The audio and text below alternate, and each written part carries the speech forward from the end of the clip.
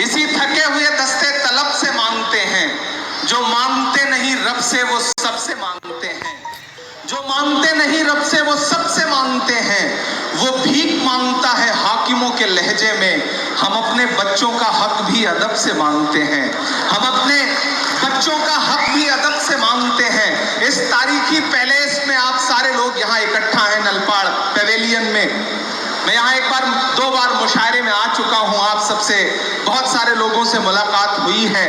बीच में जो साथी हैं मैं उनसे गुजारिश करूंगा कि 10 मिनट में आपसे रूबरू हूँ, 10 मिनट आपसे गुफ्तगू करूंगा। अभी बीच में जो शोर शराबा हुआ ये सब होता रहता है, अच्छी फिल्म चलती रहती है तो बीच में विज्ञापन आ जाते हैं, ऐड आ जाते हैं, ये चलता रहता है, ये सब पार्ट है, तो ये सब चलने दिया करिए, ये सब होता रहता है।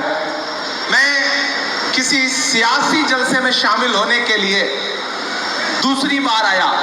इससे पहले आया था तनवीर साहब, यहाँ बैठे हैं तनवीर सेठ साहब, उनके कैंपेन में मैसूर आया हुआ था उनके प्रचार के दौरान। रहीम साहब बैठे हैं, गुलबर्गा बीदर आया हुआ था। नारायण राव साहब नहीं रह गए, उनके लिए मैं बसवा कल्याण कैंपेन में आया था। शिवाजी नगर आया हुआ था। इन सारे इलाकों में आपसे रूबरू रहा हूँ। आज आपके बीच में आया हूँ एक अहम मौके पर। मेरे भाई, मुल्क बहुत बुरे दौर से गुजर रहा है। मुल्क एक ऐसे दौर से गुजर रहा है जब इक़्तिदार पर बैठे हुए लोगों को रत्ती भर भी शर्म नहीं रह गई है। वो कुछ भी बोलने से पहले आपके खिलाफ कुछ भी जहर उगलने से पहले रत्ती भर भी लिहाज नहीं करते। जब पूरे मुल्क के किसी न किसी सूबे में हर दिन ऐसी ऐसी मनहूस खबरें आती हैं कि आपको लगता है कि क्या ये मेरा वही हिंदुस्तान है जिसका ख्वाब कभी पंडित नेहरू जी ने, कभी मौलाना आजाद साहब ने, कभी महात्मा गांधी जी ने देखा था। आपको हर सुबह ऐसा महसूस होता है। ऐसे लम्हे में जरूरत है कि अल्लाह ऐलान खड़ा हुआ जाए, मुत्तहिद हुआ जाए, एकजुट हुआ जाए। आज जो इस प्रोग्राम का नाम है वो टुवर्ड्स यूनिटी एंड होप, जो इत्तेहाद और उम्मीद का नाम इस प्रोग्राम को दिया गया है, इसके मायने बहुत बड़े हैं, इसके मकसद बहुत बड़े हैं। आप कर्नाटक के कोने कोने से आज यहाँ पे इकट्ठा हैं। कांग्रेस पार्टी के हमारे लीडर राहुल गांधी जी ने, प्रियंका गांधी जी ने, हमारी अध्यक्षा आदरणीय सोनिया जी ने मुझे एक जिम्मेदारी दी। मुझसे ये कहा कि आप माइनॉरिटी डिपार्टमेंट संभालिए, काम करिए, लोगों के बीच में जाइए। मैं तो शायर था, आप बतौर शायर मुझे पहचानते थे, मुझे प्यार करते थे। मैंने उनकी बात पर हामी भरी और मैं उनके साथ खड़ा हो गया। लोग मुझसे कहते हैं, मीडिया के साथी कहते हैं कि इमरान आप कांग्रेस के साथ क्यों खड़े हो गए? तब मैं अलाल ऐलान कहता हूं कि मैं देश के साथ खड़ा हूं, इसलिए कांग्रेस के साथ खड़ा हूं।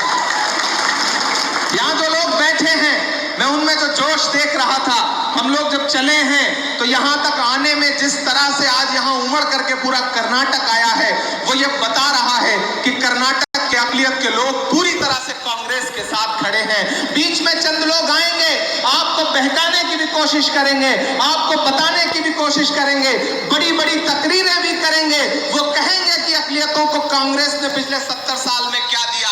आपको ये समझना है कि यही सवाल नरेंद्र मोदी भी कहते हैं कि कांग्रेस ने इस देश को 70 साल में क्या दिया। और कुछ मोदी के ऐसे दोस्त भी पैदा हो गए हैं जो आपके बीच में आके कहते हैं कि कांग्रेस ने 70 साल में अक़लियतों को क्या दिया। मैं बताता हूं कांग्रेस ने क्या दिया। वो कांग्रेस ही है जिसने डॉक्टर जाकिर हुसैन को इस देश का राष्ट्रपति बनाया। वो कांग्रेस ही है जिसने फखरुद्दीन अली अहमद साहब को इस देश का राष्ट्रपति बनाया।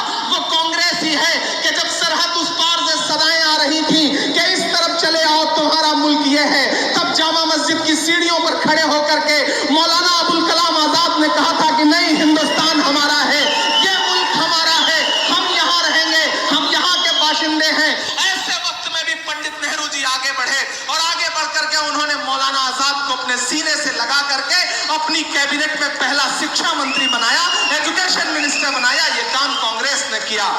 वो कांग्रेस ही है जो लोग आपसे सवाल करें, लोग आपसे सवाल करते हैं, सोशल मीडिया पर आप पर तंज करते हैं। कांग्रेस के सिपाहियों, कांग्रेस के अक़लियती सेल के सिपाहियों में आपसे मुखातिब हूं कि ये चीजें याद करिए। जब आप पर तंज किया जाए तो पलट के उनसे कह दीजिए कि हाँ, वो कांग्रेस ही थी जिसने रफी अहमद किदवई को इस देश का कृषि मंत्री बनाया। वो कांग्रेस ही थी जिसने खुर्शीद अहमद को इस देश का लॉ मिनिस्टर बनाया। वो कांग्रेस ही थी जिसने सैयदा अनवरा तैमूर को असम का मुख्यमंत्री बनाया।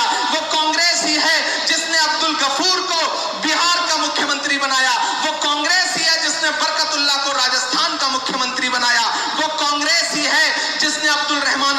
को महाराष्ट्र का मुख्यमंत्री बनाया। वो कांग्रेस ही है जिसने गुलाम नबी आजाद साहब को कश्मीर का मुख्यमंत्री बनाया।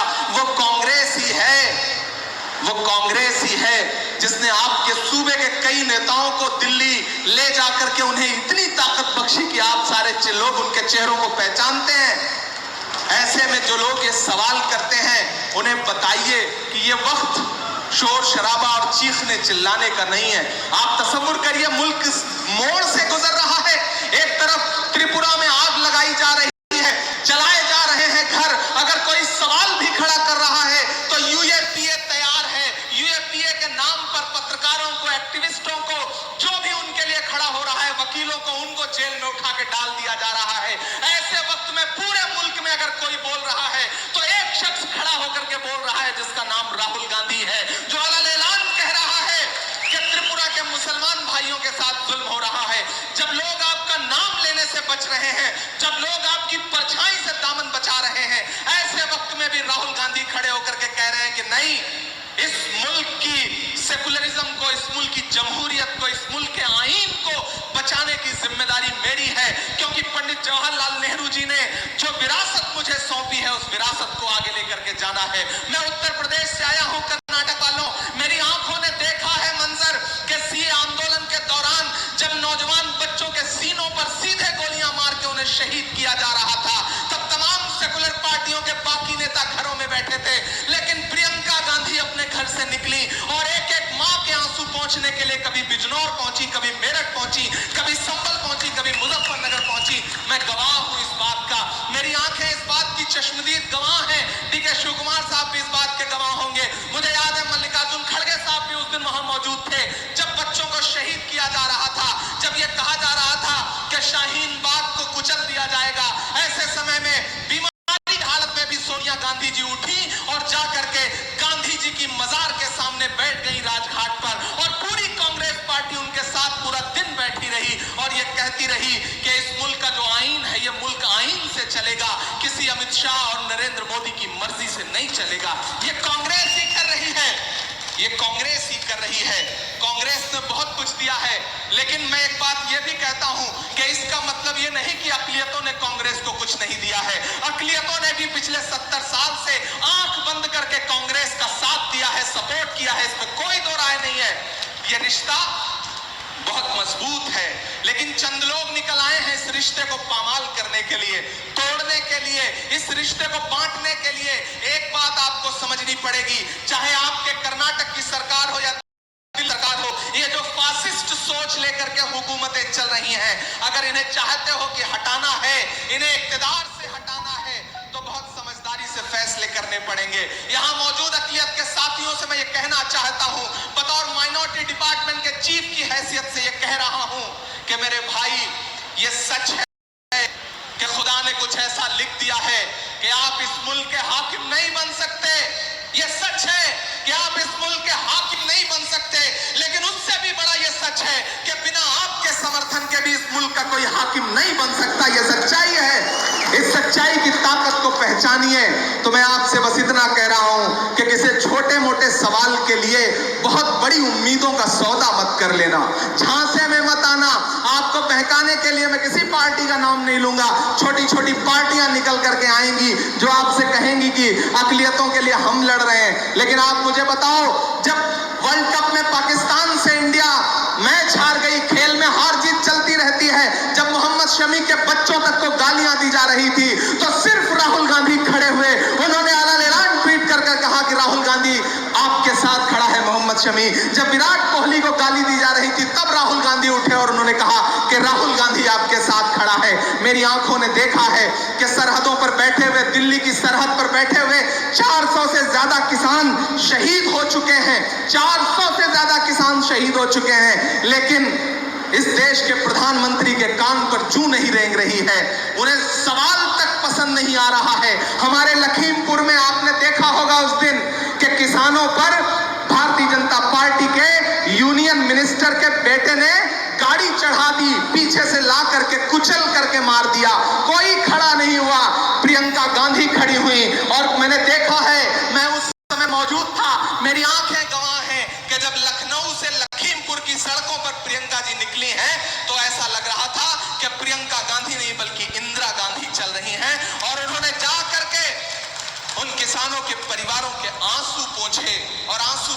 करके यह कहा कि कांग्रेस आपके साथ खड़ी है।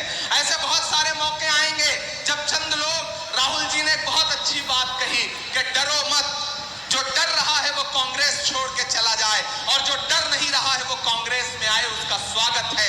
इस बयान के मायने बहुत बड़े हैं मेरे अक़लियत के साथियों, इस बयान के मायने बहुत बड़े हैं। आप बड़ी जिंदा दिल सरजमीन के लोग हैं, आप टीपू सुल्तान रहमतुल्लाह अलैह की सरजमीन के लोग हैं, आप वो लोग हैं जिन्होंने झुकना नहीं सीखा है, लड़ना सीखा है, सर कटाना सीखा है, सर झुकाना नहीं सीखा है। मैं आपको सलाम करते हुए कह रहा हूं कि मुल्क बहुत दौर से गुजर रहा है। अगर राहुल गांधी ये कह रहे हैं कि डरो मत, तो इसके मायने समझो। ऐसे भी लोग बीच में गुजरे जो हमें छोड़ के चले गए। खड़गे साहब यहाँ बैठे हैं, हमारे गार्जियन की तरह हैं। चंद लोग छोड़ के चले गए, कोई सिंधिया चले गए, कोई जतिन प्रसाद चले गए। मीडिया के साथियों ने मुझसे कहा कि इमरान साहब जो छोड़ के चले गए उन पर आप क्या कहते हैं। मैंने कहा इनका सवाल हमसे मत पूछिए, ये वो लोग हैं जिनके वालिदैन तक को कांग्रेस पार्टी ने अपने खून पसीने से सींचा है। आज अगर वो छोड़ के चले गए तो उनका सवाल हमसे नहीं, उनसे पूछिए।